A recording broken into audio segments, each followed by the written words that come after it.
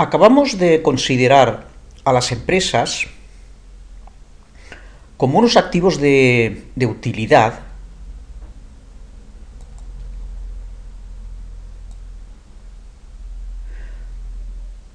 como consecuencia del beneficio en servicios y productos que dan a la comunidad.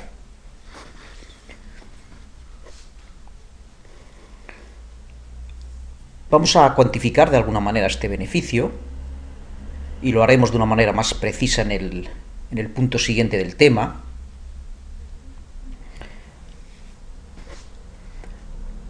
Por lo tanto, seguiremos ahora con un vídeo en la línea de lo conceptual que decíamos anteriormente, y el vídeo próximo será más técnico, en el que, como digo, profundizaremos en el aspecto cuantitativo de esta utilidad que, como acabamos de decir en el vídeo anterior, es de una extraordinaria importancia. En esta línea de la conciencia que estamos abordando en este capítulo, de alguna forma lo que estamos haciendo es profundizar, darnos cada vez más cuenta de la tremenda importancia que tienen los activos empresariales. Bien, pues como digo, esta utilidad de la empresa, en principio, y como ya hemos comentado en muchas ocasiones a lo largo del curso, hablando de la deriva del mercado, en principio, como digo, la utilidad la podemos estimar en un 8% anual. Es una cantidad, como sabemos, estadística, una cantidad promedio, empírica, no es teórica, es un dato empírico, y que ahora vamos a justificar de una manera un tanto cuantitativa. Para empezar, vamos a descomponerla, esta cantidad, este 8%, en dos partes. Una que consideraremos el margen, propiamente dicho, el margen de beneficio, el margen neto, la rentabilidad real que nos da este 8%, y el otro, 3% restante, es el que vamos a considerar, grosso modo, que aporta la inflación. Es decir, que es este 3% lo podemos considerar como un término de erosión, que también nos evita la componente de deriva. Bien, en función de este 8%, como ya apuntábamos en el vídeo anterior, se clasifican los activos y se ven afectados por este 8% de distinta forma en estos tres grupos, en tres grupos bien diferenciados. Los buenos activos, que son aquellos en los que lógicamente siempre debemos invertir, que son las empresas, en los que podemos considerar que el beneficio neto a largo plazo pues supone una rentabilidad neta del 5%. Y es por esto por lo que es recomendable este tipo de activos. Dan una rentabilidad real neta, independientemente de la inflación. Los segundos activos en la clasificación, que podríamos considerar como malos, y por lo tanto nunca invertir en ellos, son las materias primas,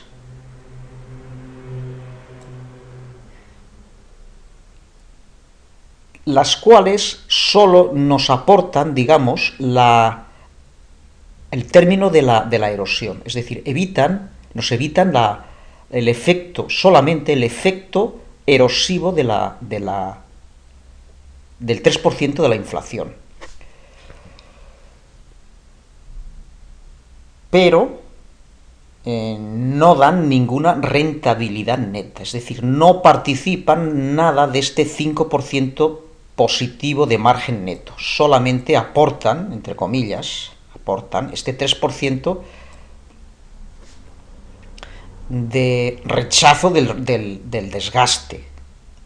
El dinero metálico ya sabemos que se ve afectado por un desgaste del 3% de inflación, y esto es lo que nos evita la materia prima. Es decir, que de alguna manera lo que podemos decir es que la materia prima sí aventaja al dinero en un 3% de diferencia. Es decir, el dinero se devalúa un 3% anual, en término medio, y en cambio eso no lo hace la materia prima. Entonces, en este sentido, la materia prima aventaja la inversión en materia prima, aventajaría a la inversión en el dinero metálico, en la divisa. Pero, evidentemente, como no nos da una rentabilidad positiva neta, como sí sucede en las empresas, pues lógicamente consideramos a las empresas como unos activos mucho más aconsejables que las materias primas. Cualquiera de ellas, incluido el oro, por supuesto. Y finalmente están como ya decíamos en el vídeo anterior, los peores activos de todos, los que podemos considerar como activos pésimos, y por lo tanto no invertir en ellos jamás, que son los derivados. Aquí, en los derivados, es más complicado hacer la valoración de en qué medida les afecta la inflación, puesto que los derivados, en principio, son activos de mucha actividad operativa, son activos todavía, si cabe, más especulativos que las materias primas, y esto hace que pues no permanezcan en cartera tiempos dilatados. De hecho, pensar que hay derivados que incluso automáticamente cierran las posiciones a diario, con el fin de la sesión. Y por lo tanto ya os podéis hacer una idea de la cantidad de operativa que generan este tipo de activos, independientemente de toda la operativa frenética, incluso compulsiva, trading y demás, que se pueda ejecutar con ellos. Es decir, con esto quiero decir que prácticamente en estos activos ya ni siquiera tiene sentido el plantearse un 3% de más o de menos, que podría corresponder con este término de erosión, puesto que las comisiones, los gastos y comisiones que genera este tipo de operativa es muy, muy superior. Representa un inconveniente ya y un aspecto negativo muy superior al que supone el ahorrarse el 3% de erosión. Es decir, este efecto operativo es cuantitativamente a medio y largo plazo mucho más superior que el escaso 3% que puede suponer un término, por ejemplo, de inflación. Y bien, dejando incluso de lado la cuestión también del enorme apalancamiento con el que trabajan estos activos y el incremento de riesgo que eso supone, pues son, como ya también apuntábamos en el vídeo anterior, unos activos claramente desaconsejables. Es por esto que, de alguna forma, lo que he considerado aquí al final es que su perfil de rentabilidad es negativa, claramente negativa. En el que un pequeño inversor, un inversor privado, pues desde mi punto de vista no tiene absolutamente ningún sentido en el que participe. Otra cosa es grandes instituciones, grandes entidades financieras, grandes corporaciones, incluso estados o gobiernos, que utilicen estos activos solamente con fines comerciales o con fines de de control o de manipulación. Manipulación tanto en el mal sentido como en el buen sentido para modificar situaciones, pautas o parámetros macroeconómicos incluso para favorecer la economía. Pero bueno, esto es digamos, un mundo aparte que evidentemente en nada tiene que ver con nada tiene que ver con el inversor, el inversor pequeño o el inversor privado. En definitiva, como ya decíamos anteriormente, la empresa, tanto a nivel individual como formando parte de activos más complejos, como decíamos anteriormente, los clásicos son los fondos de inversión de renta variable, pues han de ser los activos que siempre hemos de tener en cuenta para participar en una cartera y en bolsa. Siempre ha de estar, siempre, inevitablemente, la empresa en el trasfondo de nuestra inversión, de una manera más directa o más indirecta. Ha de ser siempre el último eslabón de nuestra participación en bolsa. En principio, si lo hacemos a través de fondos de inversión, en principio, potencialmente la opción es mucho más interesante, puesto que cada fondo de inversión, pensemos que es una cartera implícita, con sus ventajas, es decir, ventajas en cuanto a diversificación y en cuanto a riesgo. Incluso me refiero al riesgo real y objetivo que consideramos en el SIGO, que es el riesgo de quiebra. Si nosotros montamos una cartera de inversión, que puede ser perfectamente una cartera SIGO, formada no por empresas individuales, sino por fondos de renta variable, pues fijaros que cada activo de esta cartera,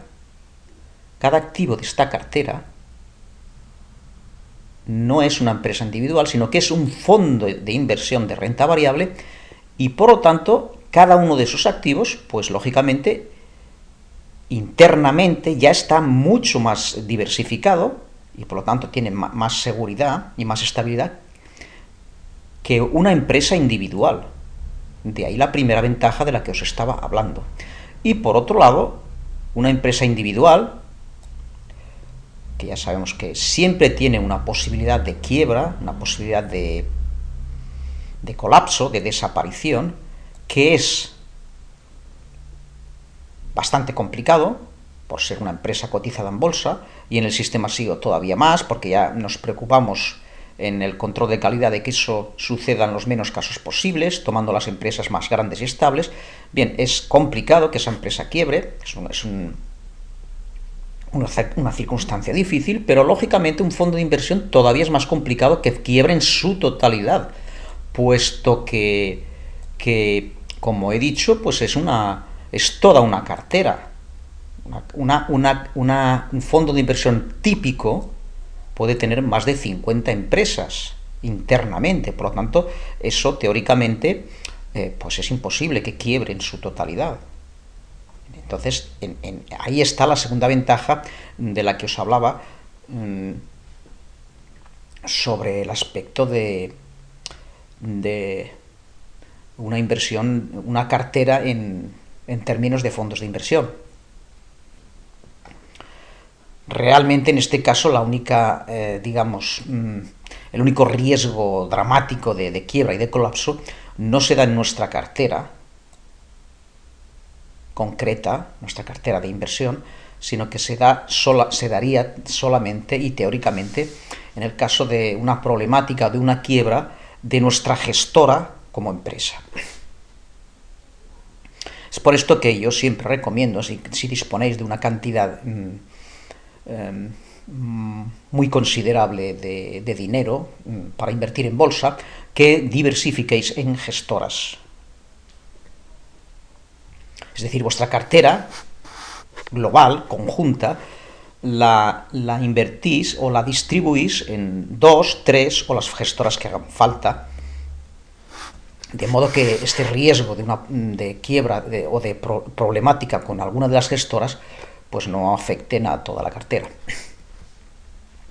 Bien, pues como digo, en principio, potencialmente, sí que los fondos de inversión de renta variable son una opción, serían una opción excelente para la cartera SIGO, que dicho sea de paso, eso nos ahorraría también el criterio, o sea, la consideración del criterio de calidad del sistema SIGO, que no es, como ya sabemos, no es nada complicado, es un criterio básicamente cualitativo, muy fácil de llevar a la práctica, pero bueno, en caso de decidirnos por fondos de inversión, pues eso nos evitaría la aplicación concreta y precisa del criterio de calidad para cada una de las empresas. Lo trasladaríamos, lógicamente, de alguna manera a una valoración de los fondos en los que estamos invirtiendo, lógicamente. Pero bueno, eso quizá pues no sea más fácil o tan fácil como el criterio que seguimos para las empresas individuales. El problema de esta opción de los fondos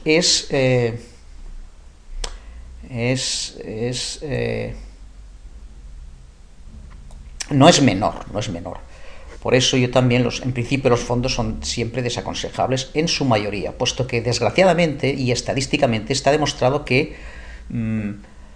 prácticamente un 90% de fondos no solo no baten su mercado de referencia, sino que se quedan manifiestamente por debajo. Eso quiere decir dos cosas. En primer lugar, que las comisiones suelen ser excesivas, aunque aparentemente no lo parezcan. Una comisión de un fondo puede ir de un 1% hasta un 2 y pico por ciento. Eso aparentemente nos puede parecer una comisión mínima sobre el patrimonio total del fondo, pero simplemente dándonos cuenta de un hecho que os voy a comentar ahora, pero que más adelante lo desarrollaremos. Fijaros que la renta variable en términos empresariales, como acabamos de decir, y en términos históricos, nos puede dar una rentabilidad neta a largo plazo, limpia, neta, real, objetiva, solamente, y solamente hay que decirlo entre comillas, luego veremos por qué, solamente del 5%. Por lo tanto, si estamos trabajando con un fondo de inversión en el que nos cobran una comisión del 1, del 2%, fijaros que ese 1 o ese 2%, que en términos absolutos nos puede parecer poco, en términos relativos con respecto al margen de beneficio de nuestro negocio de bolsa, que solamente, y solamente hay que tomarlo con mucha reserva, inmediatamente después veremos por qué, pues solamente nos está dando un 5%, entonces un 1, un 2% supone un 20, un 40% sobre nuestro negocio de bolsa. O sea que de entrada, fijaros que la comisión que nos cobra el equipo gestor, pues sea lo pequeña que sea aparentemente, pues es una comisión considerable. Pero bueno, si el equipo gestor, que es su función básica, es profesional, es honesto, tiene un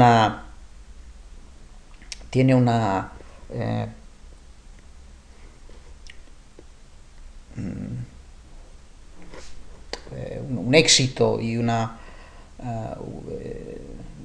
que se verifica a lo largo del tiempo de una forma recurrente, tiene una solvencia contrastada y a veces incluso tiene una una alineación de intereses con los partícipes de los fondos que gestionan, pues salvo en estos casos, como digo, los resultados prácticos de los fondos de inversión suelen ser muy pobres. Aparte de que invertir en ellos supone pues también tener oculto gran parte de la composición de nuestra cartera y de la gestión que se hace con las empresas que están allí implicadas en esos fondos. Es decir, lógicamente, trabajar con fondos de inversión pues es darles un cheque en blanco a nuestros gestores. Y por lo tanto debemos, en el momento de que decidimos, que decidiéramos optar por un fondo, debemos tener una confianza bastante importante con el equipo gestor del fondo que estamos tomando para nuestra cartera. Como digo, la mayoría de fondos, supuestamente gestionados de una manera honesta y profesional, pues sorprendentemente dan una rentabilidad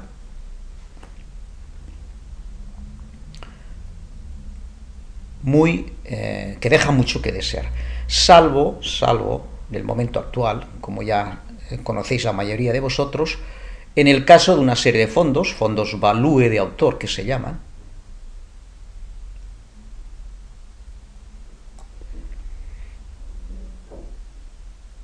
que tienen la rentabilidad que a partir de una gestión profesional se supone que tendrían que tener los fondos de inversión. Y estos fondos, pues bueno, como digo, podrían ser perfectamente una posibilidad muy adecuada para construir una cartera SIGO, puesto que estos fondos, en general, sí que tienen unas rentabilidades históricas alineadas con las rentabilidades del mercado e incluso, en general, todos ellos, con el riesgo alineado a esa rentabilidad que dan, pues baten al mercado.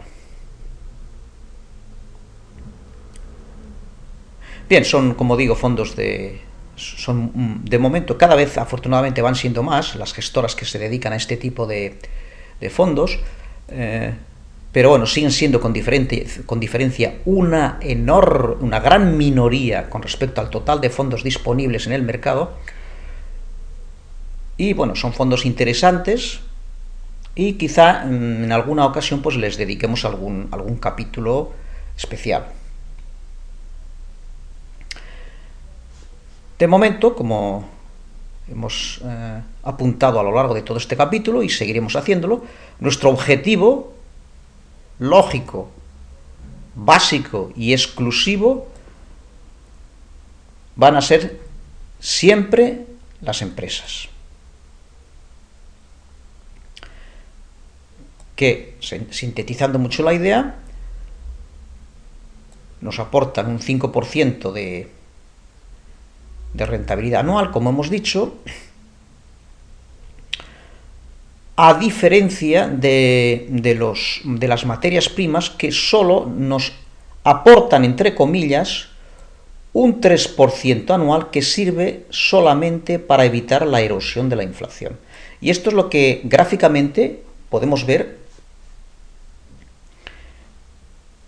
en este desarrollo histórico que tenemos del mercado americano a muy largo plazo. Fijaros que la gráfica se extiende aproximadamente durante 200 años. Por lo tanto, aquí estamos hablando absolutamente del largo plazo. Y fijaros que en esta gráfica se ve perfectamente esta componente de deriva de la que tanto hemos hablado, que aquí en esta gráfica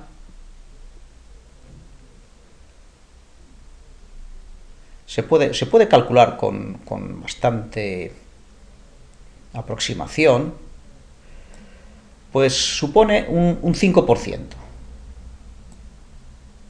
de inclinación, que es la componente de deriva que en tantas ocasiones, como he dicho anteriormente, pues nos hemos referido a ella durante el curso de bolsa. Un 5% que, bueno, que es también aproximado en este desarrollo gráfico, es aproximado, no le va de un punto arriba a un punto abajo. De momento estamos interesados en la parte más cualitativa de las consideraciones que vamos a hacer ahora. Como he dicho antes, en el punto siguiente del capítulo, en el siguiente vídeo, estudiaremos con un poquito más de detalle el aspecto cuantitativo y el cálculo de esta componente de deriva. De momento, como digo, fijaros que la inclinación de esta componente de deriva es más suave en los tiempos más antiguos. Y finalmente, en los últimos tiempos, concretamente, si os fijáis en la gráfica, a partir del 1980, veis que la gráfica toma una nueva inclinación bastante más inclinada, bastante más pronunciada. Esta inclinación más actualizada, si la calculáramos también de una forma aproximada, veríamos que en lugar del 0,05, pues subiría al 0,7, 0,8. Y esto, desde mi punto de vista, responde a lo que podríamos decir es un punto disruptivo aproximadamente en esta fecha, sobre el 1980, y que se debe básicamente al tema de la informática y al ordenador como herramienta tecnológica fundamental a partir de esta fecha. Pensar que el ordenador y la informática, que se desarrollaron en la década de los 70 y que se empezaron a filtrar de una forma muy importante en la industria, en el desarrollo industrial, pues como consecuencia de eso, evidentemente, esta herramienta, esta informática que se ha filtrado absolutamente en todos los sectores productivos e industriales, a partir de esta fecha, con una capacidad de almacenamiento y tratamiento de datos, con una capacidad en cuanto a rapidez y precisión de cálculos, y con una capacidad que últimamente se ha desarrollado muchísimo más de comunicación enorme, pues evidentemente esto tiene que tener unas consecuencias muy positivas en todo el tejido económico e industrial a escala mundial. Pensar que estos elementos de los que estamos hablando, ordenadores e informática, pues no solo tienen una enorme importancia per se, puesto que el ordenador en sí mismo cualitativamente es una herramienta nueva, totalmente novedosa fue en su día, pero de una eficiencia y de unas consecuencias prácticas enormes. Tienen ese enorme punto positivo, pero es que además es una herramienta tan útil, no solamente novedosa, sino tan útil, que se ha filtrado, y esto es muy importante, prácticamente por todos los sectores productivos e industriales que existen. Es necesario darse cuenta que esto es de una extraordinaria importancia. Pues como digo, lógicamente eso tuvo que tener unas consecuencias extraordinariamente positivas en la evolución del mercado. Y esto es lo que, como digo, desde mi punto de vista, es lo que refleja esta nueva inclinación de la pendiente de deriva del mercado. Bien, ya digo que ahora pues no le va de un punto, podemos decir un 0,05, un 0,0708, que sería a partir del 1980, que fijaros que, bueno, estamos, a pesar de que estamos aquí en la derecha, aparentemente en un tramo pequeño de la derecha, pero estamos hablando del muy largo plazo, puesto que esta última pendiente trazada abarca desde el 80 hasta los tiempos actuales, que estamos prácticamente en el 2020, pues bueno, estamos hablando aquí de esta pendiente, que como digo, ya no es del 0,5, sino es claramente superior, pues estamos hablando claramente del largo plazo. Bien, sea 0,5, sea 0,8, está claro que es una pendiente positiva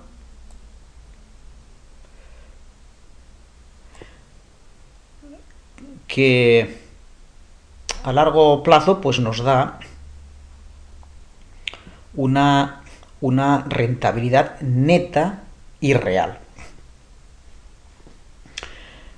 que si valoramos en términos lineales durante todo este desplazamiento de largo plazo, pues veis que aquí pues nos da un factor de escala de 11, es decir, durante este tiempo, pongamos 200 años, pues la unidad monetaria en la que en principio podríamos haber partido en la fecha inicial, al final del proceso de desarrollo económico durante todo este periodo, en principio esta unidad monetaria se ha multiplicado por 11, como consecuencia, insisto, de la utilidad que supone el elemento empresarial que forma parte del mercado. Todas las empresas del mercado en su conjunto, en realidad fijaros que esta gráfica no es la gráfica de una empresa, es la gráfica en realidad de una cartera, llamémosle cartera Dow Jones.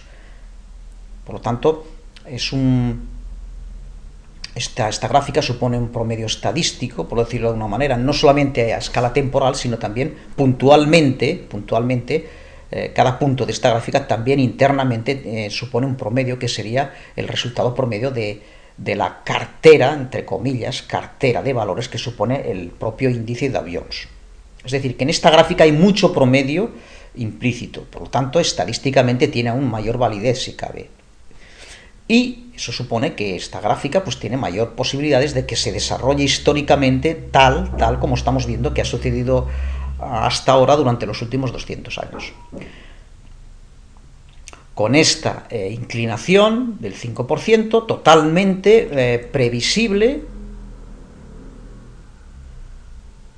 y que escapa de la evolución intrínsecamente aleatoria que, como veis, y hemos representado también en alguna ocasión durante el curso,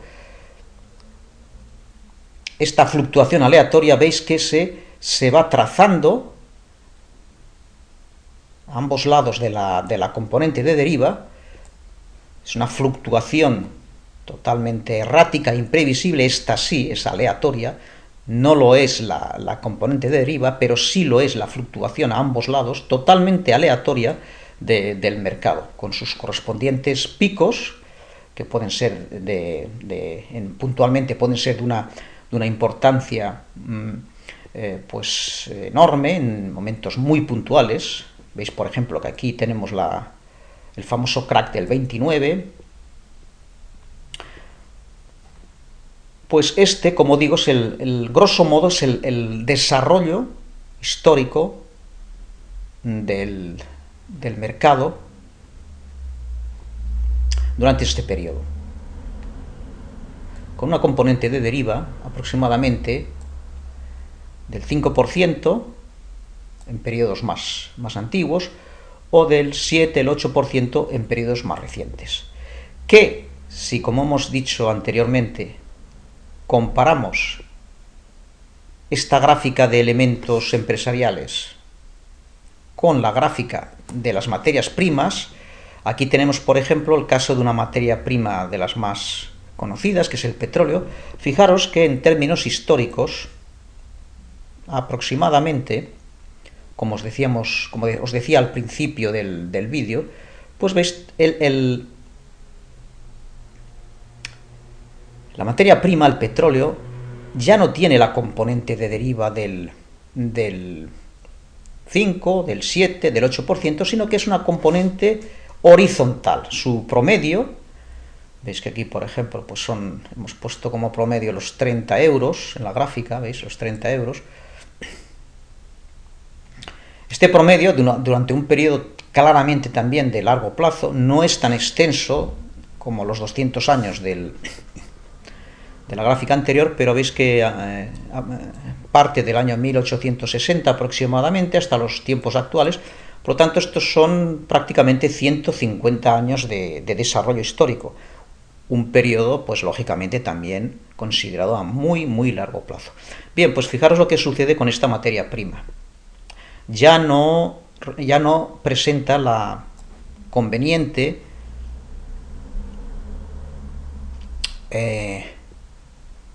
componente de deriva. En términos reales y netos, estamos hablando aquí de una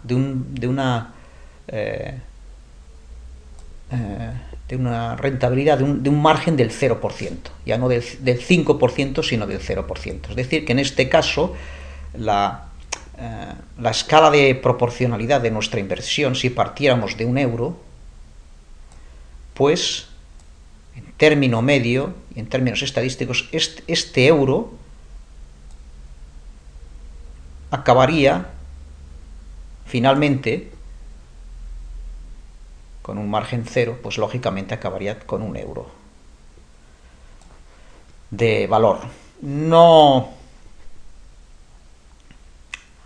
siempre insisto en términos estadísticos, no tendríamos ni plusvalía ni minusvalía, salvando las fluctuaciones que, como veis, pueden ser enormes. De hecho son en principio más violentas que en el caso de las empresas, por la razón que os dije en el primer punto del capítulo, y es de que, puesto que este activo se considera como puramente especulativo, no tanto como los derivados, pero desde luego muchísimo más que las empresas, comparado con las empresas, este activo, como digo, es mucho más especulativo, y por lo tanto eso hace que los que intervienen en él sean operadores mucho más activos, incluso frenéticos, con mucha operativa incluso intradiaria, y eso hace que, lógicamente, pues estos precios que se forman a partir de una operativa mucho más intensa, oscilen más rápido y con más violencia, y den lugar a una volatilidad superior. Incluso hay momentos porque si os fijáis, la volatilidad ya considerable está en este tramo de la gráfica. Si hacéis aquí un poco la valoración de lo que suponen estas crestas y estos valles, pues es una volatilidad considerable. Fijaros que en estos casos la volatilidad es mucho mayor, es mucho más que considerable, es enorme. Y esto es porque, desgraciadamente, incluso este activo, por ser una materia prima, no solamente depende, digamos, de la mecánica habitual del mercado, de los vaivenes y de las fluctuaciones aleatorias más o menos habituales y razonables del mercado, sino que depende de cuestiones bastante ajenas a lo que es el mercado y la economía en sí. Depende de aspectos, digamos, políticos, de intereses macroeconómicos, intereses políticos, e incluso de aspectos naturales o ecológicos, como sucede ahí vemos aquí concretamente en el petróleo y concretamente en el año 1974 con la famosa crisis del petróleo.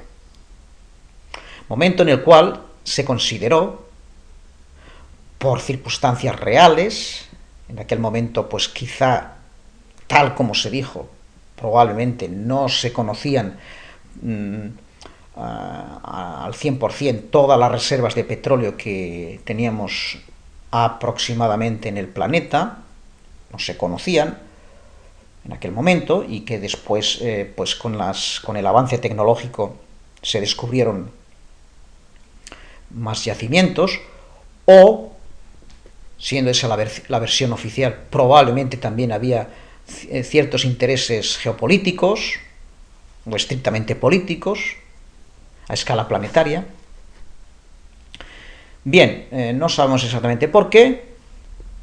Vamos a suponer que es la versión oficial la que realmente se impuso en este caso, pero en cualquier caso vemos que, por una razón o por otra, esta materia prima, como puede suceder con cualquier materia prima, por la razón más peregrina, como os acabo de decir, la fluctuación, fijaros que fue rapidísima, violenta y enorme, tanto al alza como posteriormente a la baja. Aquí, por lo tanto, por cuestiones de supuesta crisis del petróleo, pues veis que experimentó primero su precio un alza enorme, y posteriormente,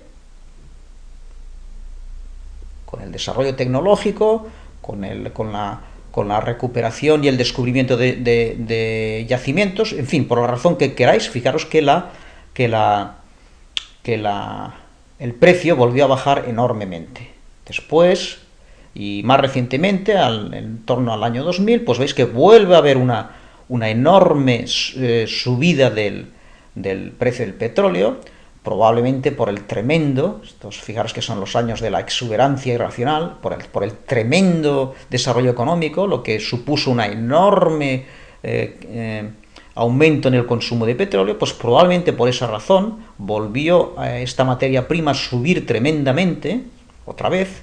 Imaginaros la enorme volatilidad que eso supone para un activo que, insisto, en término medio potencialmente está condenado a dar una rentabilidad neta de cero. Imaginaros, para este activo, la tremenda volatilidad extraordinaria, aparte de la que ya intrínsecamente le da la propia evolución del mercado. Aparte de eso, fijaros la tremenda volatilidad adicional que está sufriendo este activo. Bien, pues fijaros, como os decía, veis, aquí vuelve a producirse una subida enorme, supuestamente por el tremendo consumo que trajo como consecuencia el enorme desarrollo industrial, la enorme actividad industrial y económica que hubo en este periodo de exuberancia.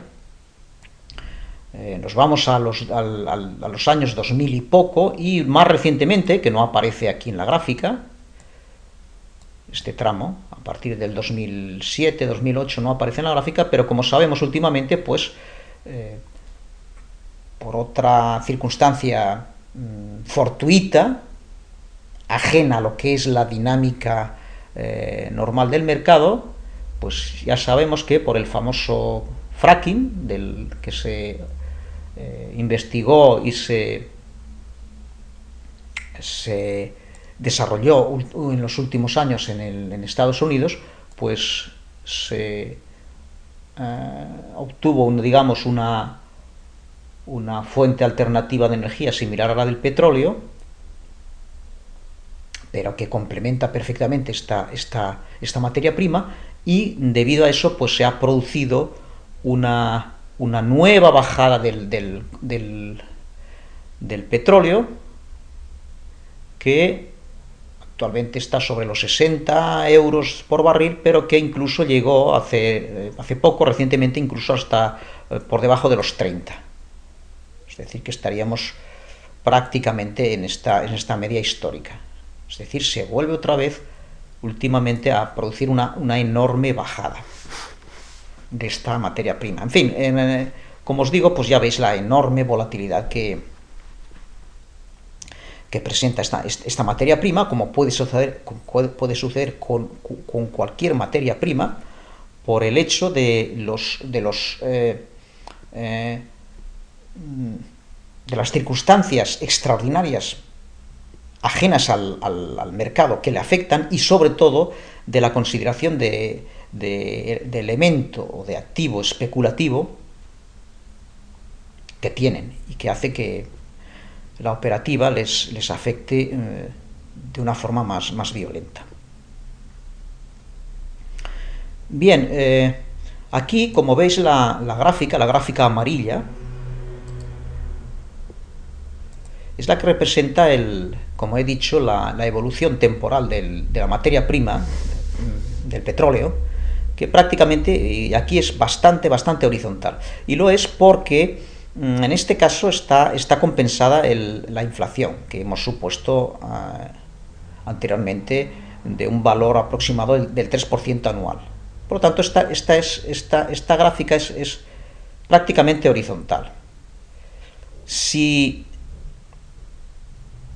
como he dicho anteriormente, en esta gráfica se reflejara la inflación, es decir, no estuviera descontada la inflación, aparentemente, aunque en términos reales sabemos que esta gráfica es horizontal, sabemos que realmente esta materia prima no da ningún valor a largo plazo, ni gana ni pierde, es decir, potencialmente su rentabilidad neta es cero, pero aparentemente si dibujáramos la gráfica sin considerar la inflación, debería parecer, digamos, de forma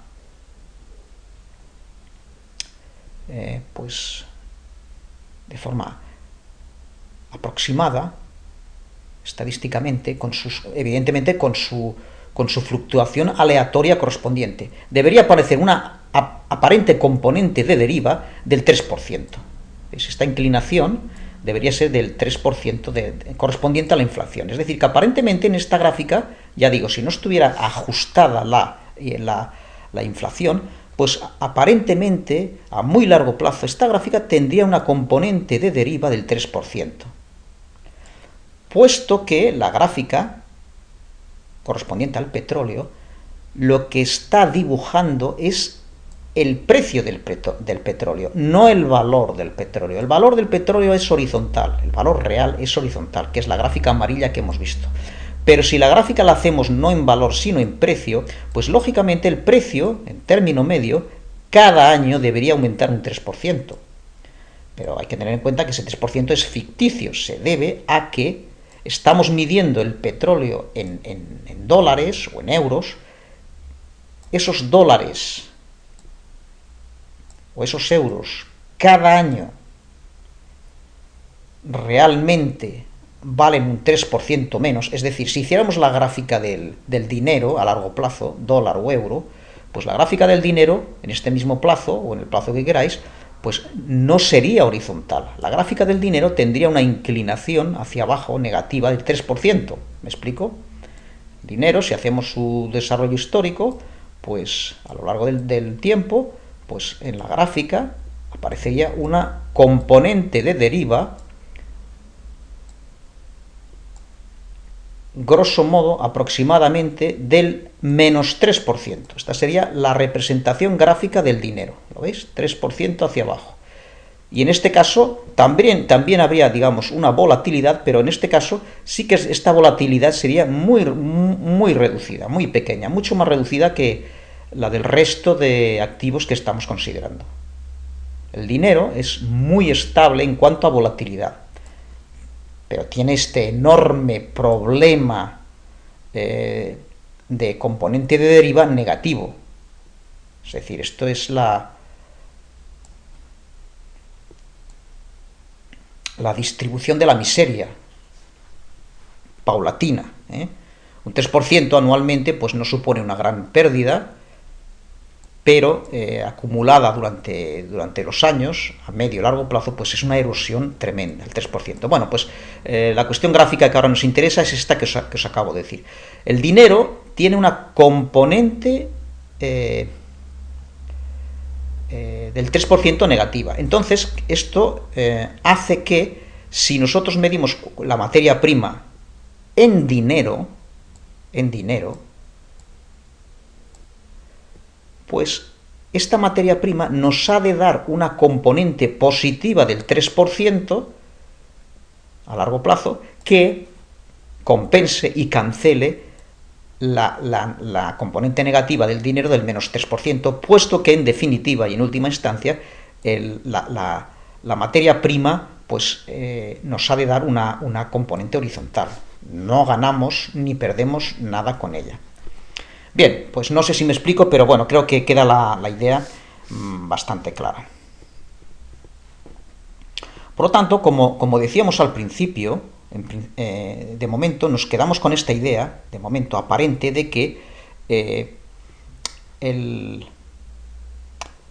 y descartando, como también decíamos al principio, descartando absolutamente el tema de los derivados,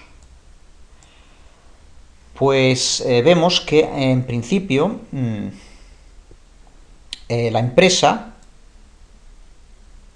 aventaja en un 5% neto a la materia prima,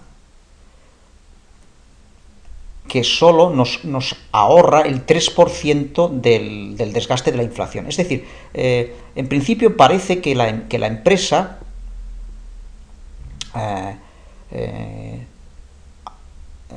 aventaja a la materia prima en un 5% sobre un 3%. Es decir, parece que están en juego solamente estas dos cantidades. 5% versus 3%. Pero hay que tener en cuenta que la cosa no es exactamente así, puesto que ahora solo hemos hablado de la erosión, solo hemos hablado de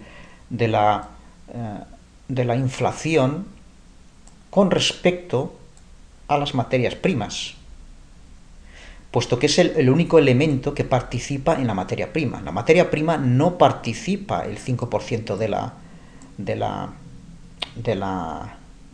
del margen neto de beneficio.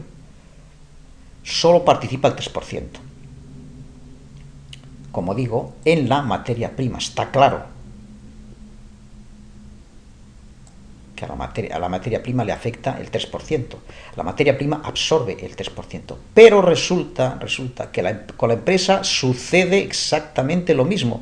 Es decir, a la empresa tampoco le afecta la inflación. La empresa, además de este 5%,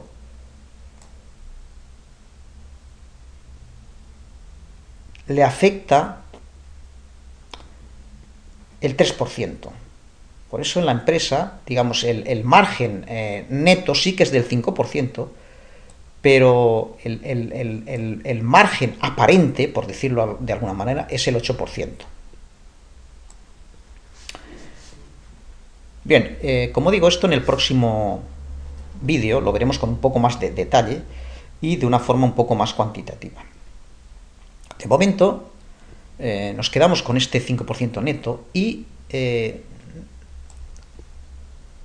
vamos a considerar lo que hasta ahora no hemos hecho, que es, viendo ya la diferencia bastante evidente de la empresa con respecto a la materia prima, que en un principio valorábamos con una diferencia de escala del 11, ¿veis que?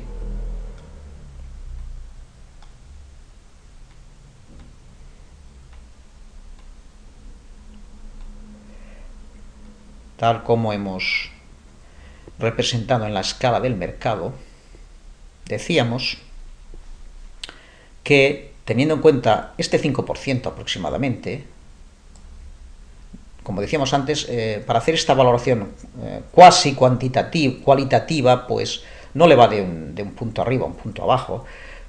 Teniendo en cuenta este 5%, hablábamos de una escala de 1 a 11 durante este periodo de largo plazo, que supone de multiplicación del beneficio esta utilidad empresarial a largo plazo. Y bueno, esto es así puesto que, lógicamente, si pensamos y tomamos conciencia de lo que supone la empresa y su desarrollo a lo largo del tiempo, pues parece más que razonable que a largo plazo, conforme va pasando el tiempo y las empresas van creando tanta riqueza, esa riqueza no solamente se va produciendo cada año a un ritmo del 5%, sino que además, y esto es lo realmente importante, esa riqueza se va acumulando. Se va acumulando simultáneamente al mismo tiempo que se va produciendo. Todos los sectores industriales, trabajando intensa y coordinadamente, poco a poco, 5% tras 5% anual, recurrentemente, cada año, a lo largo de tanto tiempo, van produciendo y van acumulando riqueza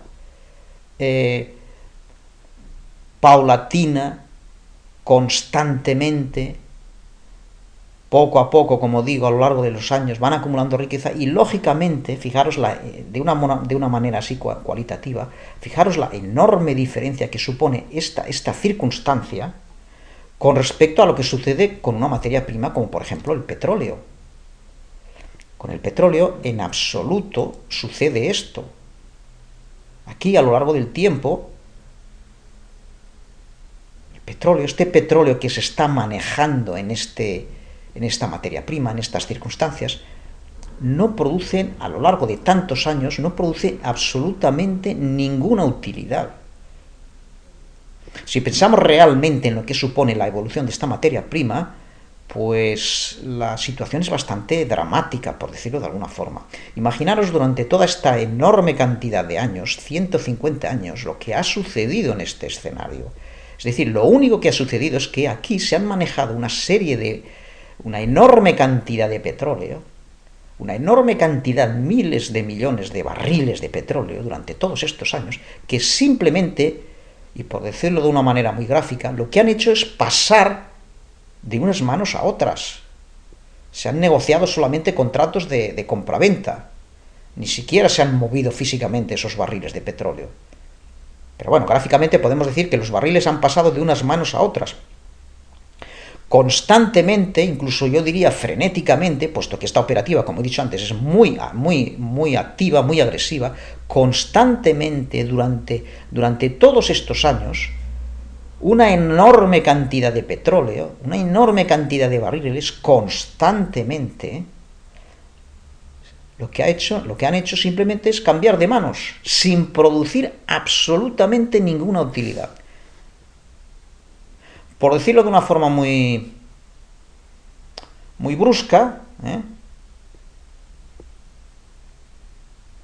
y muy evidente, podríamos decir que la utilidad de toda esta enorme cantidad que se ha puesto en movimiento durante todo este periodo de tiempo no ha servido ni siquiera para llenar el depósito de un mechero. Fijaros, como os he dicho anteriormente, que eso es una situación realmente dramática. Entonces, comparada esta situación práctica y real de el para qué sirve en última instancia todo este desarrollo de la materia prima, si comparamos esta dramática realidad de este desarrollo, de este sucedido con esta materia prima, lo comparamos con el sucedido del mercado, con sus correspondientes empresas que participan en el mercado. Si, por ejemplo, nos referimos a las empresas que están relacionadas con el petróleo, ya que nos referíamos a la materia prima del petróleo. Bueno, si pensamos, por ejemplo, por pensar en un caso concreto, en las empresas relacionadas con el petróleo, fijaros esas empresas, ¿qué están haciendo con el petróleo? En primer lugar, lo están extrayendo de la naturaleza, con sus costes añadidos y con su dificultad, pero ya están, ese petróleo que está depositado en la naturaleza, fijaros el valor añadido que supone sacarlo a flote, refinarlo y dejarlo en las condiciones de utilización y consumo industrial. El tremendo valor añadido que eso ya supone, puesto que el petróleo, una vez que lo tenemos en sus barriles y una vez que los tenemos convenientemente refinado, y aquí estamos hablando ya de dos procesos, barril y refinamiento, ya de dos procesos de un tremendo valor añadido, pues fijaros, ya es ese petróleo, en condiciones ya de consumo, la enorme utilidad que se deriva de él, a través de las empresas que lo manejan y lo manufacturan y dan lugar a cantidad de productos y servicios a la comunidad. Podemos hablar de todo tipo de elementos y servicios químicos, tecnológicos, industriales. Podemos hablar de fertilizantes, lubricantes, asfaltos, alquitranes, plásticos, en fin, todo lo que queráis, y por supuesto sin dejar de lado la utilidad intrínseca del petróleo, que es la movilización de todo el parque industrial, de transporte, comercial, a todos los niveles, a escala mundial, durante 200 años. Imaginaros este petróleo transformado, manufacturado, introducido de una forma útil en todo el tejido económico industrial a escala mundial, la enorme utilidad que ha producido durante estos 200 o 150 años, y comparar esa utilidad producida constantemente y acumulada constantemente durante todo ese enorme plazo de tiempo con la utilidad que nos da esta materia prima, que lo único que ha hecho es pasar de una mano a otra, es decir, mover papel. Comparar una utilidad con la otra. Evidentemente, el resultado final a lo largo de este largo plazo no puede ser el mismo. Un barril de petróleo que, partiendo del año 1860, ha ido cambiando de manos durante este periodo, o durante el periodo que queráis, hasta 150 años después, lo razonable es que al final tengamos un solo barril. Como he dicho antes, este barril ni siquiera ha servido para llenar el depósito de un mechero. En cambio, un barril de petróleo que partíamos en las mismas condiciones en el mercado, pongamos en el 1860 también, o en el 1800, este barril, que lo hemos ido filtrando en el esquema, en la estructura del mercado, y ha ido evolucionando, y ha ido generando tanta utilidad, pues al cabo de los años correspondientes, ha generado un factor de beneficio 11 veces superior, como mínimo. Bien, esto, como veis, previamente ya parece de lo más razonable. Y estamos hablando del petróleo, pero podemos hablar de cualquier otra materia prima, en comparación con su desarrollo en el mercado. Pero daros cuenta que este desarrollo de la utilidad, eh, hay que tomar conciencia de que es enorme. Es enorme no solamente por lo que he dicho antes, porque es recurrente cada año, es de un 5%, incluso más, 5%, 6%, 7%. Cada año la utilidad produce un desarrollo, pues, aunque aparentemente es pequeño, del 5% en este caso, pues aparenta ser pequeño, pero al ser tan recurrente y al irse acumulando cada año, pues claro, conforme van pasando tantos años, la riqueza que se va acumulando es enorme. De forma que esta escala que os he puesto aquí no es la real. Se queda, como vamos a ver a continuación, muy por debajo de lo que en realidad sucede.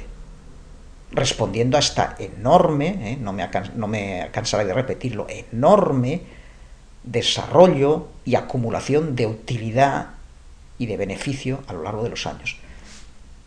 Está claro, como he dicho, que de entrada sí que es razonable pensar que hay una multiplicidad del beneficio, de 1 a 11, hay una escala de beneficio claramente favorable al mercado, que puede ser del 11 en principio.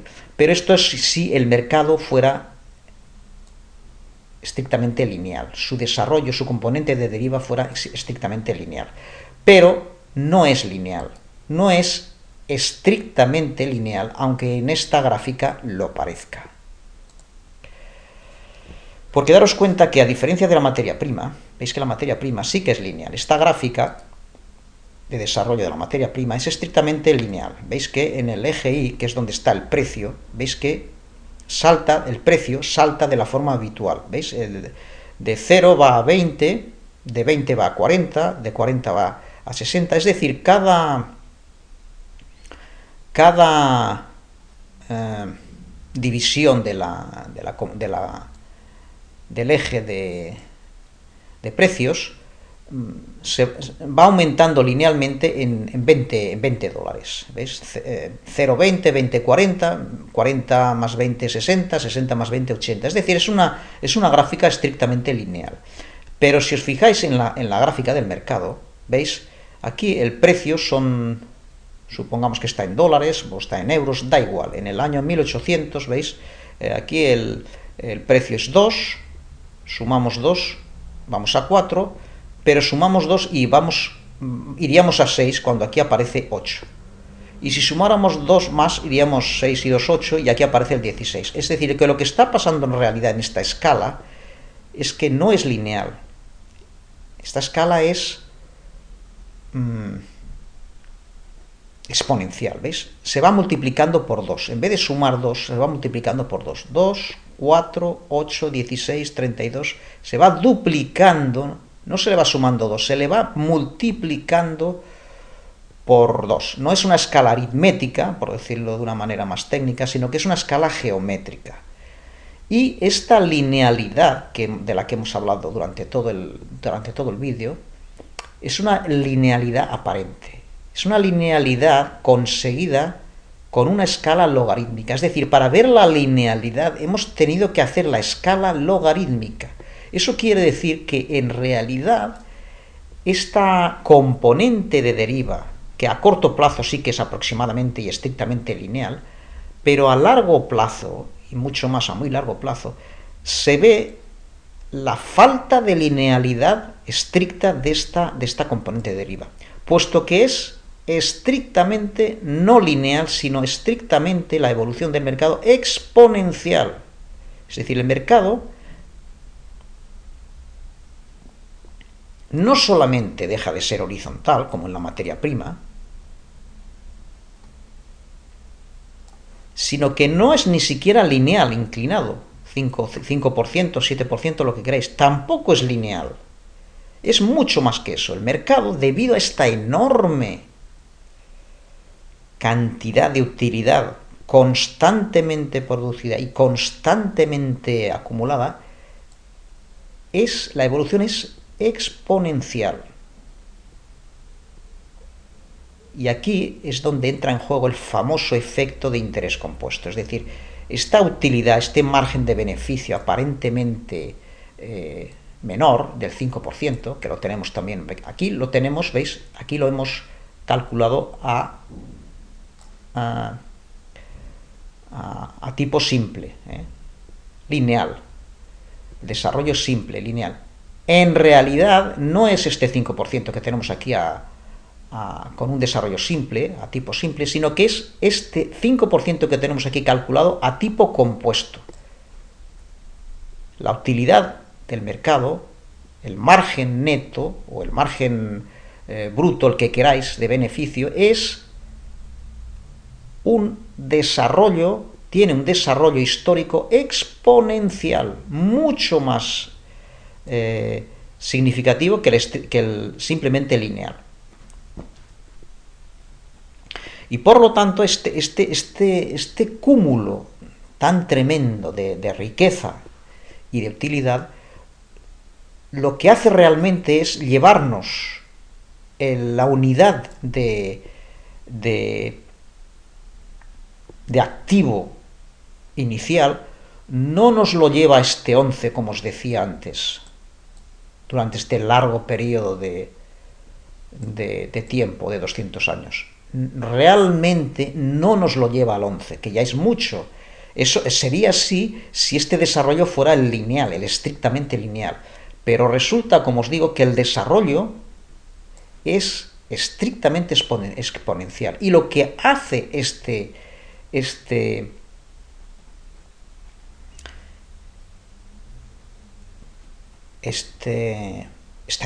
desarrollo, beneficio exponencial a tipo compuesto durante este periodo tan largo, es llevarnos la unidad de valor inicial de mercado, el euro si queréis, el euro en precio. Aquí el mercado, si lo valoramos en precio, pues tenemos un valor intensivo de mercado de 1, de un euro. Un euro, este desarrollo realmente exponencial, como digo, lo que hace es llevarnos al final del periodo de 200 años, llevarnos este euro a 17.000 euros aproximadamente. Es decir, hay un factor multiplicador de beneficio, gracias a la utilidad del mercado, hay un factor multiplicador no de 11, sino realmente de 17.000.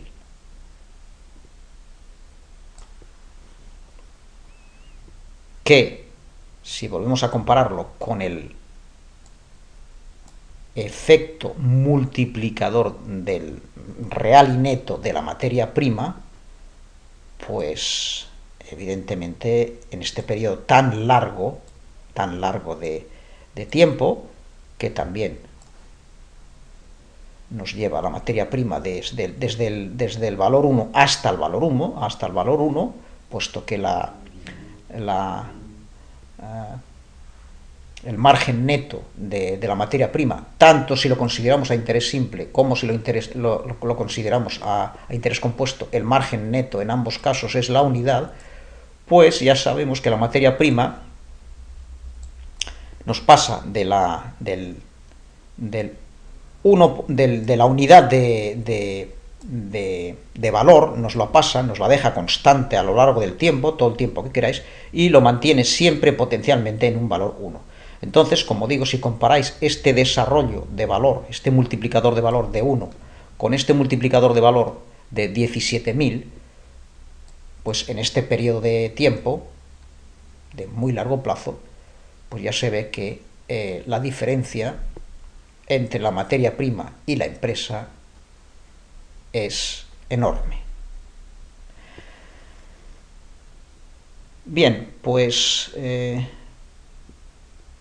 el próximo punto del tema, como he dicho al principio, volveremos sobre esta cuestión de la utilidad de una forma un poco más cuantitativa. Por lo tanto, dejaremos un poquito de lado la cuestión conceptual en la que nos estamos concentrando en este capítulo, hablando de los activos participantes de nuestra cartera, y abordaremos un vídeo de características un poco más metódicas y más técnicas.